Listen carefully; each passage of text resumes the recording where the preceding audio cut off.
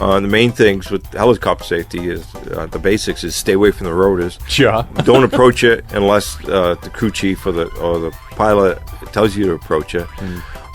Keep your head low. Definitely keep your head low. They really have to train you on that, huh? Yeah. This is Bob Duchesne's Wild Maine, and I hope you're having a wild holiday. Around these parts, we didn't have to worry about a white Christmas. Thanksgiving was kind of frosty, and this season's winter got in gear early. The new year begins on Thursday, and it gets wild immediately. Today, we're hiking and downhill skiing for the first half of the show. Then we're going to visit an old friend and share some end-of-the-season cheer.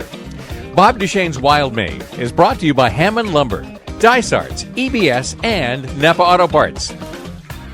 Altogether, 2014 wasn't too bad. 2015 is full of promise, and maybe full of promises. I promised myself to get outdoors even more in the coming year, and it can start for everybody on the very first day. First day hikes are planned at 5 Maine state parks. John Bott is at the Maine Department of Agriculture, Conservation, and Forestry, which is home to the Bureau of Parks and Lands, which plans out the fun at our state parks. So welcome to Bob Duchesne's Wild Maine, John. Well, thanks a lot, Bob. New Year's Day is coming up Thursday, and if your New Year's resolution is to get out and walk more, well, have we got a deal for you? We do have a deal for you. We have New Year's Day, first day hikes at Maine state parks, and throughout the state, we're going to open up free guided hikes at 5 state parks. Lily Bay State Park, Beaver Cove, Popham Beach State Park in Pittsburgh, Rang Pond State Park in Poland, Sebago Lake State Park in Casco, and Wolf's Neck Woods State Park in Freeport. I have walked all of them except Range Ponds, and I couldn't even find it. I don't know where Yeah, to well, this could be the year. Your New Year's resolution is to visit that state park. Yeah. First day hikes, is this the first time you've done this? No, the department's done it a number of years as part of the America's State Parks First Day Hike Initiative. And all told, with our first day hikes and then the other winter activities that will follow in our state parks that I'll mention, about 4,000 people have participated. And that's the combined first day hikes, which sort of kicks off the theme that you can play all winter in Maine state parks. And then we have Take It Outside winter family fun days that take place throughout the state at different locations with different things like skiing and snowshoeing and hiking and interpretive talks and tracking and all kinds of things. Yeah, that one at Cobscook Bay State Park is my favorite. I hit that one 2 years ago. That was good. Yep, no, they're quite good. I went to Mount Blue State Park last time, and they had skating and they had sledding and they had hot dogs and hamburgers and then an exhibit of different wildlife so that people can see what that's all about and just so many different things. So it's definitely worth going to the Department of Agriculture, Conservation, Forestry's website and look up the Bureau of Parks and Lands, and there's a schedule of all those events that people can check out. Yeah, I'm doing this from memory, so correct me, but if it's maine.gov/ACF? Yes, it is. Well, no, maine.gov/DACF. DACF, okay. Yeah. Well, how is it? And you could always, of course, Google it anyway. The Maine Department of Agriculture, Conservation, Forestry will come up. Yeah. How is it you came to decide on these 5 parks and no others? I don't know. I think it could be strategically that the location worked, but these are just for the hikes, and then other state parks are involved in the Take It Outside. We had quite an active one up at Aroostook State Park every winter. The whole communities turn out. And sometimes it's even during basketball season, which shows the draw even more. Yeah. Well, you've got the 5 state parks: Lily Bay, Popham Beach, Range Pond, Sebago Lake, and Wolf's Neck Woods, and they're all different schedules, all different styles. These are not the same hike in each park. That's correct. I mean, there's a little bit of a description under each one. They all tend to be around, 2 miles or less. So they're not aggressive hikes, and some of them involve, bringing, you should bring snowshoes if you have them. Some of them, they might be there. I mean, they should check the website for details. Well, I would think if you're at Popham Beach State Park, you're going down the beach. Yeah, that's what I would think too. So. Well, if we both think it must be true. Yeah, it looks like you meet at the picnic shelter, and 1 hour in length is that program, and so. Yeah, and then the other one. No, I'm reading the wrong one. I'm reading Wolf's Neck Woods there. I'll have to back it up here. Yeah, that one's only like 0.3 of a mile. That's more of a 0.3. Yeah, that's sort of an interpretive hike versus an exercise hike. Yeah, I mean, back to Popham Beach, that's the easy 1 mile hike in investigating tidal pools. Mm-hmm. So sturdy footwear is in order, and meet at the parking lot. Yeah, they all start at different times too. None of them start at the same time as another. Yeah, we got at Lily Bay it's noon, Popham is 1, Rang Pond's 12:30, Sebago Lake's 10:30, Wolf's Neck Woods is 10. Well, the aggressive one is Lily Bay State Park, and that's obviously the closest to us here. And that's a 2.5 mile hike, which I've got to assume would favor snowshoes or cross-country skis if we get enough snow. Yeah, I would think so. Yep. Okay. Now, it's going to be free park admission because usually there's this Iron Ranger outside that wants your money. Well, I think usually when you pay, the programming's free when you pay for the admission. Mm-hmm. Let me see if I can. But again, the details could be different, so people should go ahead and check ahead online. Yeah. Okay. Which state park? It's free, so I'm not saying. I think it was free hikes. At least the hikes are free, and I'm not sure whether the admission is not. But anyway, how many people really actually pay when they go in the winter? And you don't have to answer that on the record. Well, I think it varies. I mean, if we've got people there, usually there is, and then there's the Iron Ranger in some cases where obviously people, should pay. Yeah. Well, I always get an annual. It does cost the taxpayer to to provide access and maintain these state parks. I never worry about it because I always get an annual state park pass anyway. But there you go. Yeah. We got one as employees this year now. So. Yeah. Which state parks get the most winter use? Again, that could vary. I want to say a Aroostook State Park. Yeah. I was going to say the same thing. Yeah, but then it really kind of varies because if you get if you get really good weather and everybody's out and wants to sled and skate and hike around, I mean, the turnout can be phenomenal. But if you get really poor weather, I mean, they're totally weather dependent.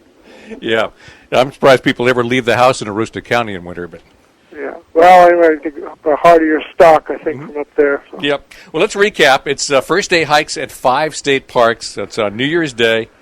Each one starts at a different time, is a different length, offers a different experience, and you would want to go online probably to look it up, and you can just do it at maine.gov, DACF. Yep, and remember, you can play all winter in Maine State Parks.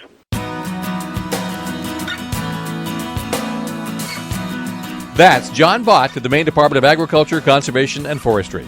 The 5 parks kicking off the season with first day hikes on Thursday are Wolf's Neck Woods in Freeport, Sebago Lake, Popham Beach, Range Pond in Poland, and Lily Bay State Park on Moosehead Lake. Lily Bay State Park will be hopping again later this winter. The Family Fun Day we talked about will be on March 5th. They're planning a day of cross-country skiing, snowshoeing, and ice fishing demo, tote sled rides, nature walks, and a bonfire. The ski and snowshoe trailer will be on site for free equipment loans. Hot dogs, treats, chips, they'll all be available while that lasts over there. Long before that, they're doing the same thing at Cobscook Bay State Park in Edmonds. That is less than a month away on January 24th. They're even planning on horse-drawn sleigh rides if the snow conditions are good enough that day. More on that as the dates approach. Coming up, we'll head across the lake from Lily Bay State Park and check in on Big Squaw Mountain. Some local volunteers have brought the venerable ski mountain back to life, and skiers are starting to rediscover it. This is Bob Duchesne's Wild Maine on Sports Radio 92.9 The Ticket.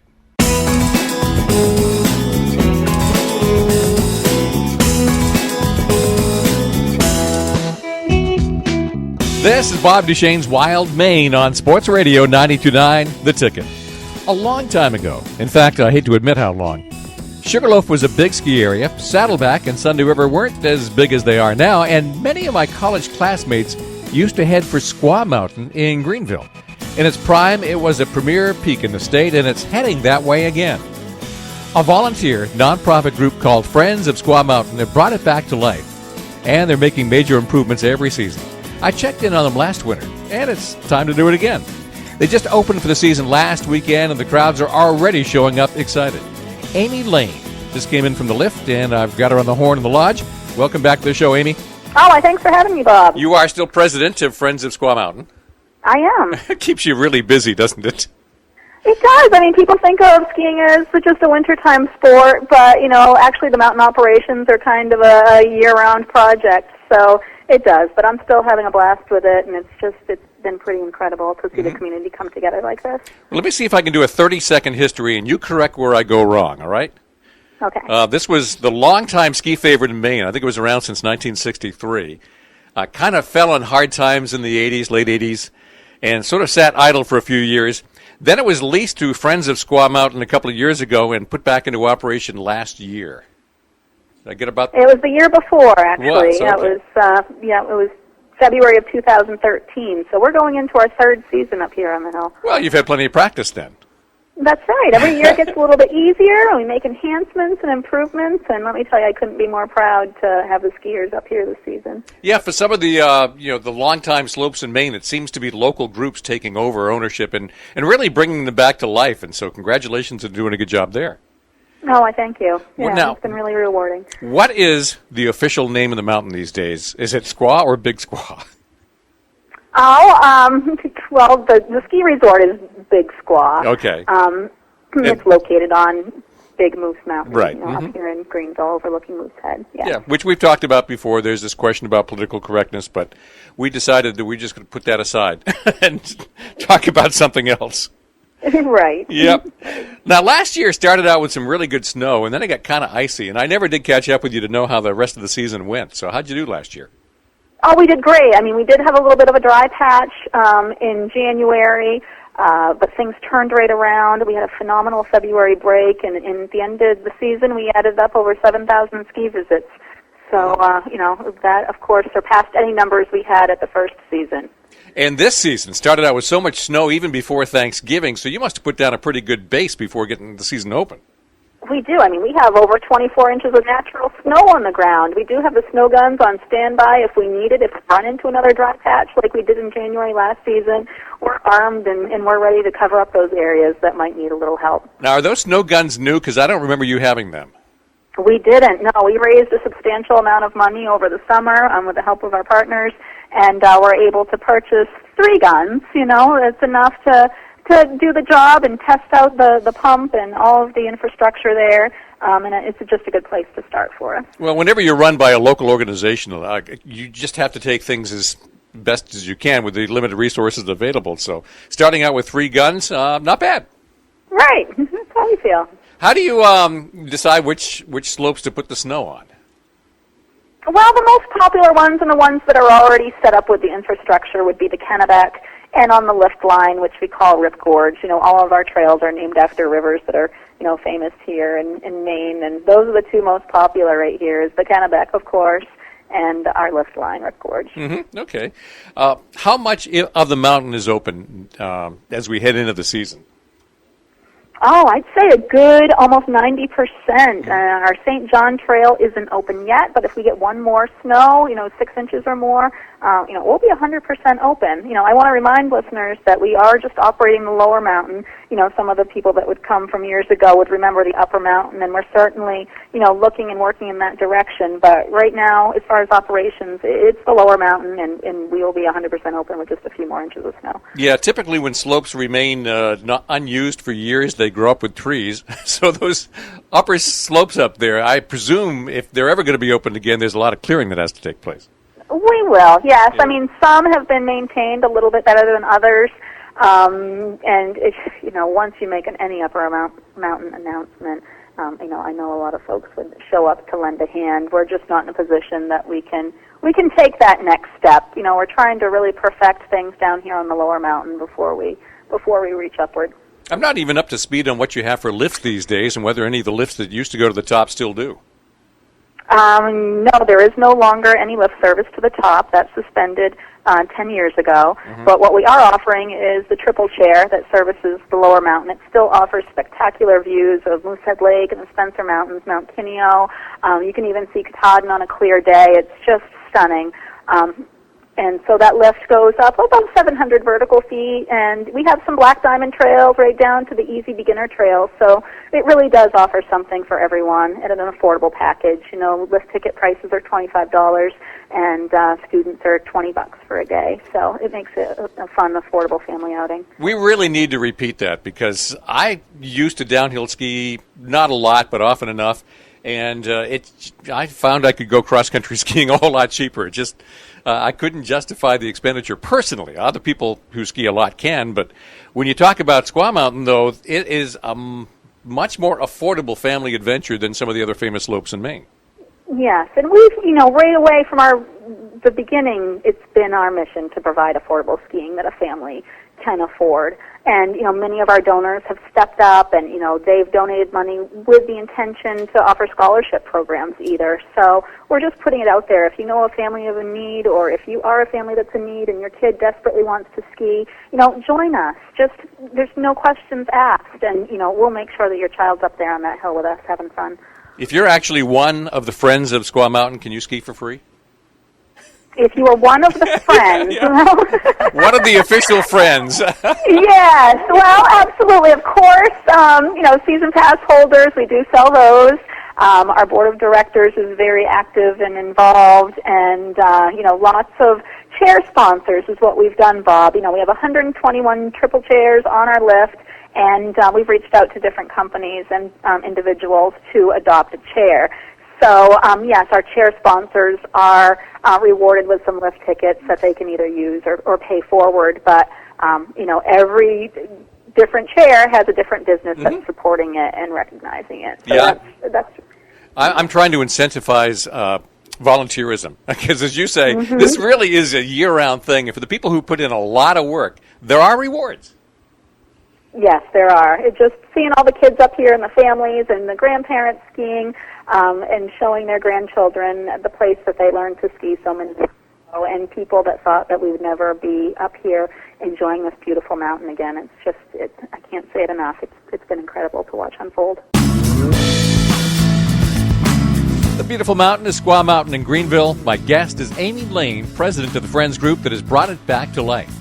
We'll finish up with Amy in a couple of minutes. I've got some questions to ask about rentals and lessons and the future.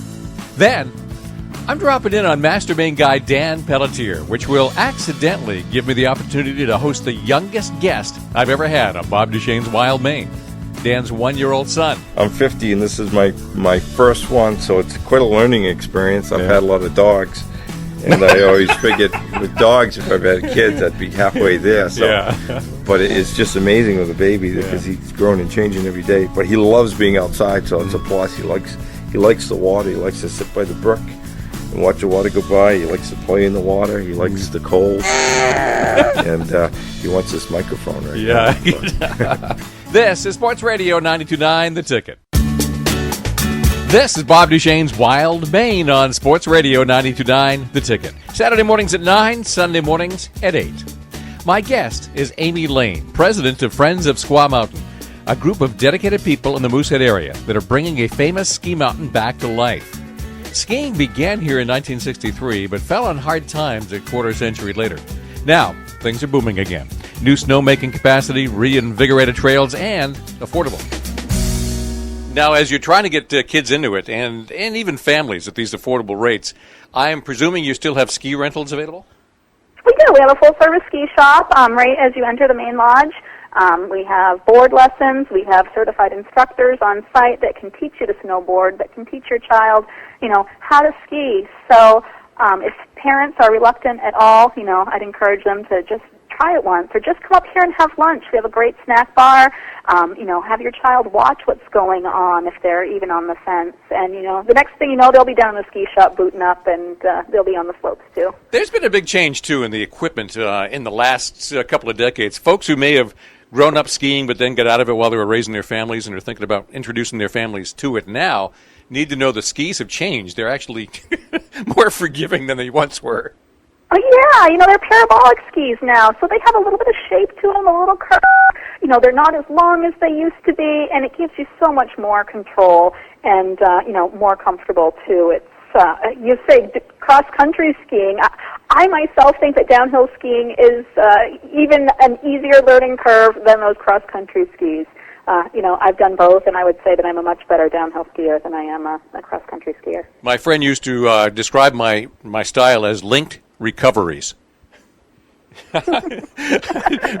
Make a turn, pick myself up, make a turn. Yep. You do have lessons that you're offering as well, I presume? We do, yeah. We have group lessons starting at 10 a.m., noontime, and again at 2 p.m. You can join those for as little as $15 per person. We also have private instructors that are available anytime your schedule allows. Now, some of the big slopes have a whole bunch of young folks or even middle-aged folks who move into the community for the winter just so they can be ski instructors and even ski bums. I never really noticed that trend around Moosehead Lake. Are there people who just move in for the skiing in the winter? I don't think we're there yet. You know, what we are seeing more often is those seasonal camp owners that, have just brought their families up to their Moosehead Lake camp to go boating in the summertime, and then they would shut them down. But, now they're opening up their camps that haven't been used in the wintertime in years so that they can bring their families skiing in addition to the boating. So those are more of the stories that I'm hearing. It's not so much people moving in, but the people that are already here and own property here, using it more year-round than they were prior to. But Yeah. I think what you're saying is on its way. I think the word is spreading, and the more and more people we have up here and seeing what it has, I think you'll see that trend in the future. How do people stay in touch with what's going on there? Looking up trail reports, weather conditions, what do you access in order to find out what's going on? Oh, yeah, great question. Our website's very active and up to date. It's skibigsquaw.com. We have webcams there where you can see up the slope. You can see a view across Moosehead Lake pointing at us, with the wind speed and the temperature and all of that. We are very active on social media. I really credit, what we've been able to pull off to the great word of mouth and, the help of Facebook and things like that. So you can look us up on Facebook at Friends of Squaw, and, we're posting there, multiple times every day with what's going on. Now, if someone went last year and goes again this year, what are they going to notice that's different besides 3 snow guns? Besides 3 snow guns, well, we've opened up a few new trails that we didn't have last year. We have Magic Falls, Alleyway, and Rock Garden to add to gain access to the Kennebec. Let's see, we also have some new bathroom improvements downstairs. We always ask for feedback, and we found that was one of our weaknesses. So our friends down at Designed Living in Shirley, they built these beautiful new bathroom stalls. So we essentially have a new men's and ladies' room. Moosehead Cedar Log Homes just donated a bunch of log siding, so we're wrapping the whole lodge in beautiful log siding too, and a few new doors and windows from our friends at Newport Glass. I could go on and on. To me, they're kind of little changes, but for someone that hasn't been here for a year, you're going to show up and be, wowed. Okay, now when all the friends of Squaw Mountain get together and start talking about what the future would look like, what do you dream that this place is going to look like 10 years from now? Oh, I would dream that Greenville, Maine is a full-blown ski town again, and people are doing just like what you said. They're coming up here to enjoy what we have and sometimes take for granted. I would also hope that, we are at the upper mountain, whether it's the Friends leading the movement or if, some other investor comes in and wants to help us out and sees the full potential. That's my hope and dream, is that we perfect everything down below and we are working our way right to the top. Okay, and the website, once again, is skibigsquaw.com. Yes, please.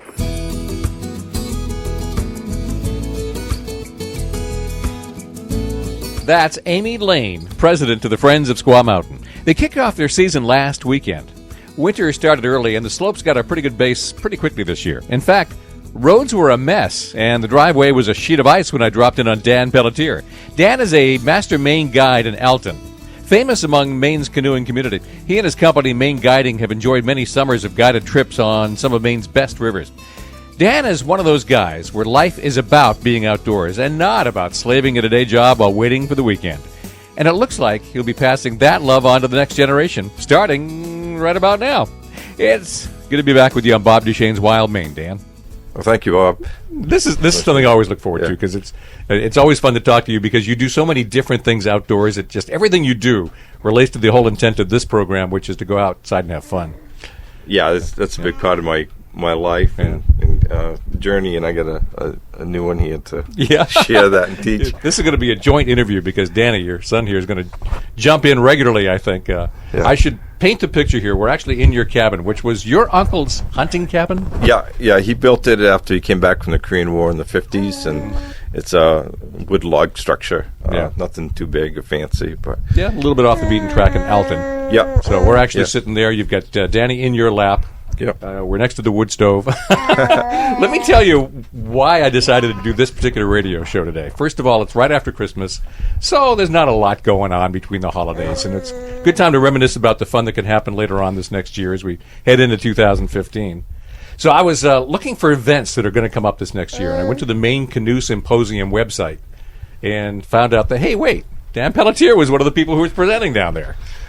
Yeah, I was there, guest speaker on the first night, Friday night. So that was fun. It was a really good group. It was really nice people. This happens down in Bridgeton, so I didn't even know about it. Actually, it was the first one I ever been to. Yeah. I've seen the brochures and stuff, but money and time, I'm like, Well, whenever I talk to somebody about needing to do some kind of a canoe program, somebody will say, well, have you talked to Dan Pelletier yet? So apparently you're well-known statewide. Oh, that's good. Yeah. I'll probably do some, I'm thinking of doing some courses this spring. Yeah? I haven't done that before. On whitewater and maybe a guide-type course. Yeah, but so you teach it, you mean? Yeah, on hands type, not a classroom. Yeah. Get them out. If you're just joining us, I'm in the kitchen of Master Maine guide Dan Pelletier. His 1-year-old son Danny is on his lap, and although it doesn't sound like it yet, I actually have a special reason for getting Dan back on the show today. I'll explain next as Bob Duchesne's Wild Maine continues on Sports Radio 92.9 The Ticket.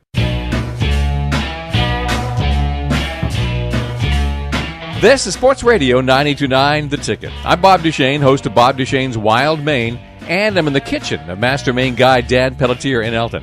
Dan runs a canoe touring company called Maine Guiding, but he didn't do much of that this last summer because he's the proud father of a new son, 1-year-old Danny, who is sitting on his lap, and will join us on air now and then, whether we like it or not. So, where am I going with this interview? Well, what really got me intrigued was I went back on your website, which I do a couple of times a year just to see if you're leading any trips or canoe trips or things, which is mainguiding.com. Yep. Okay, mainguiding.com. And that's your business, Maine Guiding, because you've got van out in the yard here, about 20 canoes.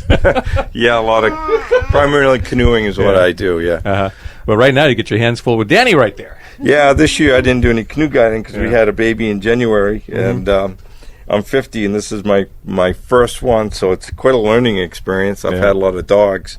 And I always figured with dogs, if I've had kids, I'd be halfway there. So, but it's just amazing with a baby because he's growing and changing every day. But he loves being outside, so it's a plus. He likes the water. He likes to sit by the brook and watch the water go by. He likes to play in the water. He likes the cold, and he wants this microphone right now. Well, there's things you can do with a dog and a rolled-up newspaper that you can't do with a kid. So. All right, so you get your Maine Master Guide license. That's primarily for water sports or specialty? Well, I have my hunting and fishing. I also got my whitewater rafting, but I primarily do canoe tripping, and I do some whitewater rafting in the summer. I didn't realize you were a whitewater rafting guide as well. That never seemed to come up in our previous conversations. Yeah, it's not a primary thing I do. It's a different world. It's kind of more like, you got people for just a few hours or half a day, so you don't really get to know them. You're not teaching them any skills. You're just bringing them down for a ride down the river. And it's a really interesting aspect because usually when you're teaching stuff, and in a canoe you're running conservative routes and you're keeping your gear and stuff dry. But on rafting, people want to, if you take the easy roads, you're going to be bored. So they want to be roughed up, but they want to go home at the end of the day. So, you're always playing this fine line of what you can take them through, and it takes different types of skills and stuff. I mean, you're learning, you got to gauge your clients and what the water is and what they can do and what they want. I've only ever been rafting once. And it's mostly because I like my whitewater canoe too much. And then I got into sea kayaking, and I haven't even been back to whitewater since. It's like, as I get older, I'm getting softer. I tried sea kayaking before, but it's so confined. You got to worry about getting run over by lobster boats and stuff like that. I prefer the whitewater. But there's nothing like sneaking up on a seal who didn't see you coming. There's so much true to that. Yeah. So I was going down all of your certifications and say, geez, does he do all that? And so when I look at it, I see things like rope and high-angle rescues, lost person behaviors, wilderness survival and safety, helicopter safety. Yeah. You actually got certified in helicopter safety? Actually, it's not a certification. It's just training I've gone through. You know, I've also been involved with search and rescue for over 20-something years. So a lot of that stuff's applicable to that, along with, and it falls in with guiding. I mean, if you're in a wilderness setting, and even up in the Forks with rafting, they got landing zones for the helicopters, and there's safety precautions to be aware of for that. So, Let's back up a little bit. Adult and child CPR. When I read that, I'm saying, what's exactly the difference, since I've never taken it? Well, if like a baby, the compressions are different, and the rate's a little different. They try to keep them, and every time you take the course, because you get a refresh, they change it. And there's actually differences between professional CPR and the layman CPR. The layman CPR, they don't do breast no more. Professional CPR, you do breast. So there's some variations, but they change it. It's mostly the counts. And the depth of compressions for the child or the baby. Considering how often you have guided in the past, have you ever actually had to use this training in the field? Not the CPR. The wilderness first responder, what I took was an intense first aid course, and I keep up on that. That teaches you a lot of things, but it puts in your mind prevention aspects of preventing something from happening. Say, like hypothermia is a common problem people have, and something I've come across, primarily with other people and other groups, not my own, and realizing what you can and can't do. And but with your own group, you realize somebody's starting to get cold, you take care of it prior to. And that, so have you ever looked at somebody and said, that guy's getting hypothermic and he doesn't know it yet? You could see people start shivering, and you ask them, you cold, and 90% of the time people say no, I'm fine, because they don't want to hold back the group with that. So one of the main things I've learned with guiding is, for a skill, is to learn to read people. That is the biggest part of guiding. You stop, because if you ask people, you're hungry, you're tired, and they don't want to stop the group. They're like, no, fine, let's keep going. You look at them, and they're depleted, and and so you just make that call. I swear, if you talk to professional guides, and you rank the skills that are necessary in order to be able to pull this off competently, it's not the actual outdoor skills that's number one at the top of the list. It's reading people. And being able to take care of their needs and understand what their needs are before they do. All the safety training and that's all the stuff you rarely and hardly ever use. Especially if you're doing things right. Exactly. Like unpinning boats, it's rare. I have to unpin a boat. I never use a Z-drag, and that's like a common thing everybody teaches. Is like, how to use a Z-drag. It's like, I know how to use a Z-drag, but I've never had to use one. A lot of times with experience, you look and you can remove a boat off a rock. I mean, it does happen, but I mean, with teaching and encouraging and reading your people, usually can prevent that from happening in the first place. So. If you just joined us, I'm talking with Dan Pelletier. We're in Elton in his traditional hunting cabin, really, which is now home, and you've got a youngster named Danny who's about a year old. And he's back in the playpen and not all that happy. Avalanche awareness. You get trained in avalanche awareness? I took training on that. Primarily was the dog sledding and being out in the cold, just more snow awareness, and for search and rescue, if I was going to be working in an avalanche area, to be more aware. So this whole avalanche awareness thing, you actually study the snow depths and the shears and stuff like that to figure if there's a danger? In angles, and there's sounds involved. Where did you go to get that kind of training? Right here in Maine. John Tierney. Out of Orono. He teaches that. I can't remember who else. I think he taught the one I took. It's been a number of years. I don't remember the last time there was an avalanche that made the newspaper anyway in Maine. No, not in Maine. Up in Baxter, they can have them in there. So, but the odds of me, responding, and by the time we'd get there with the dogs, on most situations, it'd be more of a body recovery than a rescue, unless you happen to be, right there. You got limited amount of time. So. I mean, we're not far from it. It does happen in the White Mountains in New Hampshire. Yeah. a really steep angle stuff just doesn't stick. Yeah. It's the moderate angles. Right. Builds up and builds up and then let's go. Like, say for summer days, early in the morning, Mm-hmm. you remember that because things are cold and frozen, but when they start warming up, that's more likely when they'll shear. And if you're hearing thumps, that's the snow settling, and that's not a good sign. So you pick routes that the avalanche wouldn't flow through, at least likely. And then you cross certain ways to make less of a disturbance and have a quicker exit route. And then teach you how to, survive by basically swimming in the avalanche, trying to stay on top. Can you do? Is that right? I've never heard of that. As long as the snow is moving, it's fluid. But once it stops, it's solid, and you're stuck in that position. Yeah. So if you can basically swim and keep on top, you have a chance. Yeah. So I wouldn't go out and try it. No. Master Maine guy Dan Pelletier is my guest. Every now and then you can hear his 1-year-old son Danny, who's joining us on air for a bit this morning too. It seems like Dan has been trained in everything, including some pretty weird stuff like big animal rescue, helicopter safety, plus ropes and high-angle rescue. We'll leave with that next as Bob Duchesne's Wild Maine continues on Sports Radio 92.9 The Ticket.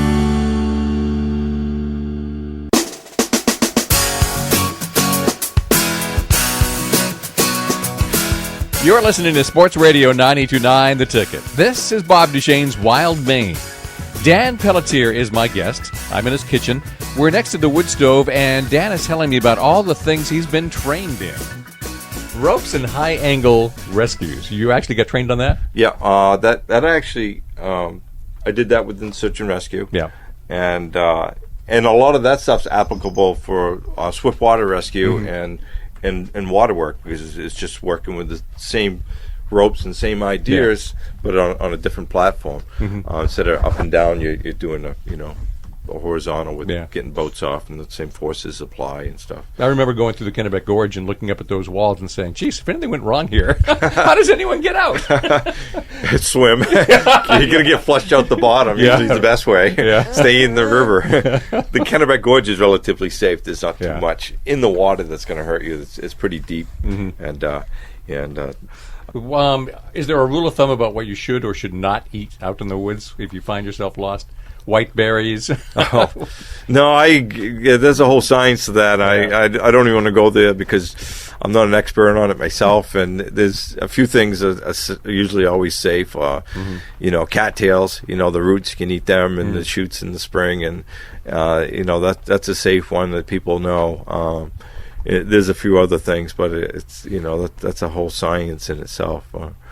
Yeah, if you dropped me in the forest, I wonder how long I'd last.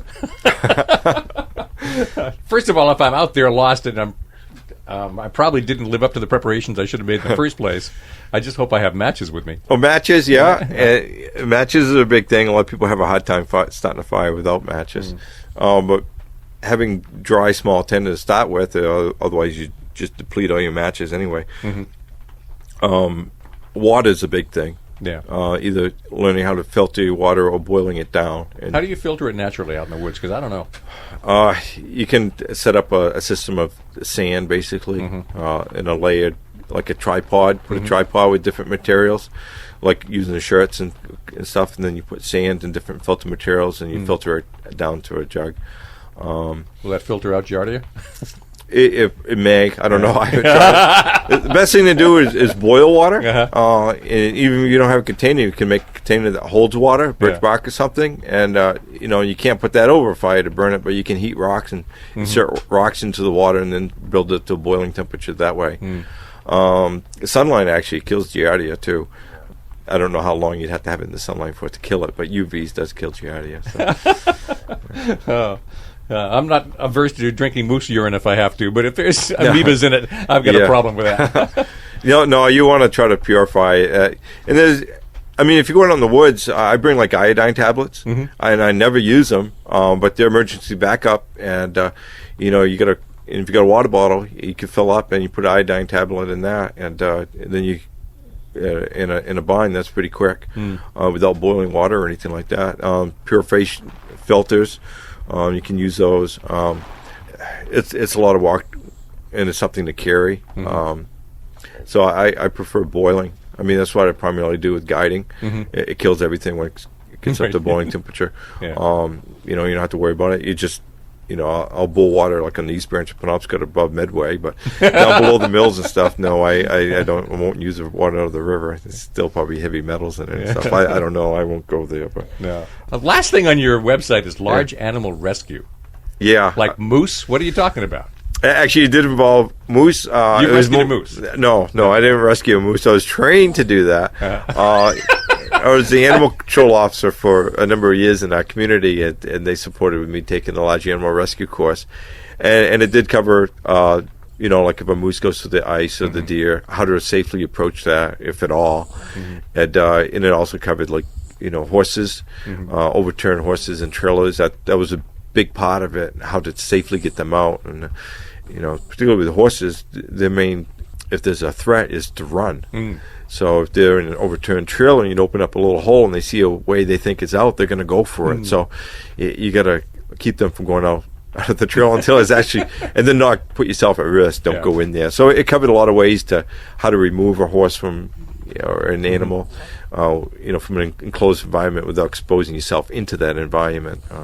So they told you all this stuff, but did they give you an animal to practice Yeah, on? we did. Actually, it was a veterinarian that did it, and he sedated a horse, and we moved a horse around that was, alive but sedated, and so it was really good hands-on in that. And there's a lot of, classroom training, but we actually did hands-on on how to, you don't just tie a tow truck under the tail and pull it out or something like that. We went over how injuries occurred. It's good because that was my plan A. I'm glad we talked out of that. Well, a lot of people do that. The tails will hold some force, but and tie a rope around the neck and pull them out that way. And then like hypothermia if the animal's in the cold water, how to deal with that and different things to that. And like dogs, a lot of times we went over that. Like dogs go through the ice, and a lot of people's first response is go save the dog. Well, they go up, and then they wind up in the water, and then they drown, and the dogs get claws. So the dog actually, most of the time will work its way out. So the owner drowns and the dog lives. So gut feeling, just go out and do it isn't the thing to do. I don't imagine you ever practice on a cow. They don't seem to need rescuing very often. No, there's probably not a lot of value in a cow, and cows probably. But the same techniques would apply. Yeah. Now, did you actually rescue a moose at one point? No. No, you didn't. Okay. No. I've had encounters with moose. Oh, sure. Dog sledding. Yeah, we went through that on a prior show. Yeah. But they teach you. I mean, are there circumstances where someone feels the need to go rescue a deer or a moose? Yes. Yeah. Yeah, and why? Well, people are sympathetic to animals, and they see a moose or a deer drowning, and they want to help it. And actually, I saw a rescue by one of the communities. The firefighters went out, and they actually did an extremely well job with it. They kept themselves safe, and they did it.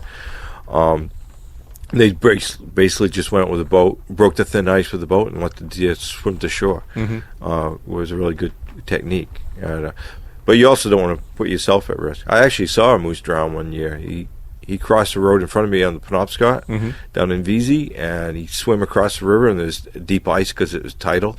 He jumped in the river, he crossed the ice, he couldn't get up on the other side, then he got swept downstream, and where the river was froze across, he got swept underneath. Oh, jeez. So I actually witnessed that, and I felt like, geez, if I could do something, but he was on the other side of the river, and there's nothing I could do. So, but I actually did witness that. So that stuff happens, but most of the time it's dogs. Honestly, where people get themselves in trouble is trying to rescue dogs. So, backing back up to helicopter safety. Yeah. Can we go over that again? You're trained on helicopter safety. Did you actually work with the helicopter in this training? Yes, I've done it a number of times, and we've actually had helicopters come in. The main things with helicopter safety is the basics is stay away from the rotors. Sure. Don't approach it unless the crew chief or the pilot tells you to approach it. Keep your head low. Definitely keep your head low. They really have to train you on that, huh? Yeah. Well, yeah. Well, it's the most important thing, It's like walking underneath a Cuisinart, huh? But it also talked about, land, the angle of the ground that a helicopter could safely land on, and the area that needs to be, and to how to mark it so you can have the helicopter know which wind's direction and stuff. That all makes a difference. And that with the fire department, we've had the Life Flight come in. with search and rescue, we've used them. We've actually trained the dogs to fly in a helicopter, and I've actually got to fly in a helicopter with the dog to see how the dog respond and react. Because it's good to socialize the dog to that prior too, and then because different dogs respond differently to the noise and the rotors flying over the head and the vibrations of the. I have met very few dogs who didn't want to go for a ride. Yeah, but is that true of helicopters? No, some of them don't want anything to do with it. No, they don't want to do it. And some of them are fine once you're in it. Some of them are like no. Yeah, it's just, and that's one good thing to. With the training, you learn how your dog responds, and then you know whether you can do that with your dog or not. Yeah. But if your dog's okay with it, it's best to have it socialized to it. And then, Yeah, but then you get 1,000 feet up and he starts peeing on the floor. You know he's not happy. Yeah, no, that didn't happen with me, but I guess that could be a problem. That's Master Maine Guide Dan Pelletier. And we end the last show of 2014 talking about dogs peeing on the floor of a helicopter. I can't wait to see what we talk about in 2015. Bob Duchesne's Wild Maine now airs twice every weekend, Saturday morning at 9 a.m. and Sunday morning at 8 a.m. And it's archived with all the previous shows on the website at 929theticket.com. Bob Duchesne's Wild Maine is brought to you by Hammond Lumber, Dysarts, EBS, and Napa Auto Parts. This is Sports Radio 929 The Ticket.